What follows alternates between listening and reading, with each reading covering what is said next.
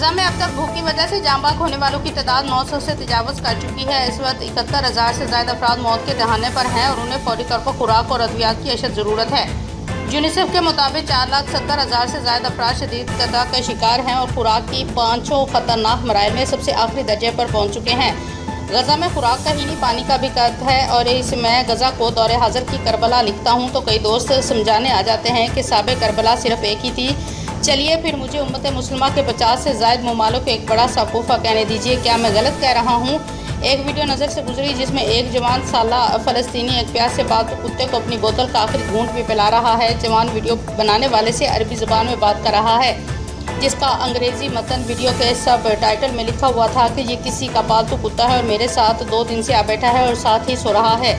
जहाँ इंसान भूख प्यास से मर रहे हैं वहाँ धमाकों से डरे से हमें कुत्ते को कौन पूछे। मुझे तो इस जवान फ़लस्तीनी पर प्यार आ गया। मुझे नहीं मालूम कि वो कुत्ता और जवान अब तक बाकी हैं या चल बसे।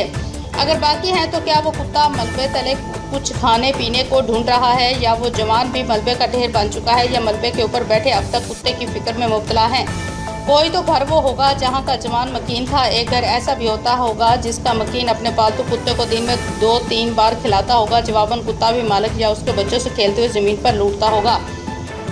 अब ये कुत्ता किसी से पूछे वो घर और उसके मकीन कहाँ हैं, मर गए या यहीं किसी मलबे तले दफन है या किसी अस्पताल में पड़े मौत के मुंतज़िर हैं। जहाँ कुत्ता भी प्यास से निडाल है वहाँ 22 लाख इंसानों का क्या आलम होगा। अहलियान गजा तो कहीं नहीं भाग सकते मगर कुत्ता तो भाग सकता था। वो चाहें तो कहीं से भी टूटी बाट को अबूर करके इसराइल में दाखिल हो सकता है या मिस्र की सरहद पार कर सकता है। मुझे यकीन है कि मिस्री अर्दनी और इसराइली इतने संगदिल नहीं कि कुत्ते को वापस गजा भेज दें, ना ही इतने जालिम है कि कुत्ते को गोली मार दी। ये पाबंदियाँ और मसाइल तो सिर्फ गजा में बसते इंसानों के लिए हैं।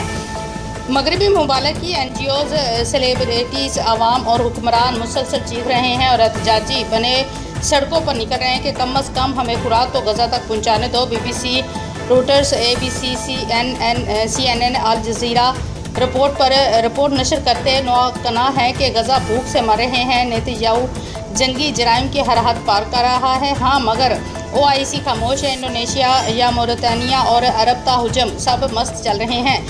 उम्मत का जनाजा उठे तो खैर सदियाँ बीतें मगर अहले हरम में इंसानियत का जनाजा उठे भी सालों बीत गए। जबर के मुकाबले नेतों का क्योंकि वारिस नहीं बनता। ताकत के मुकाबले कमज़ोर के लिए कोई कलमा हक नहीं उठाता। ताकत से पंजा लड़ाने को छोड़ कोई आंख से उसे घूरने का रवादार नहीं होता। बहुत बार हम में से बहुत सौ ने खुद से भी और एक दूसरे से भी पूछा कि जब वाक़या करबला हो रहा था तो आसपास की आबादियों को इतला के बावजूद सांप क्यों सूंघ गया था। अब वजह समझ में आई या अब नहीं। इसराइली और अमरीकी इंडियन और कादियानियों की मसनूआत का बाइकाट जारी रखें।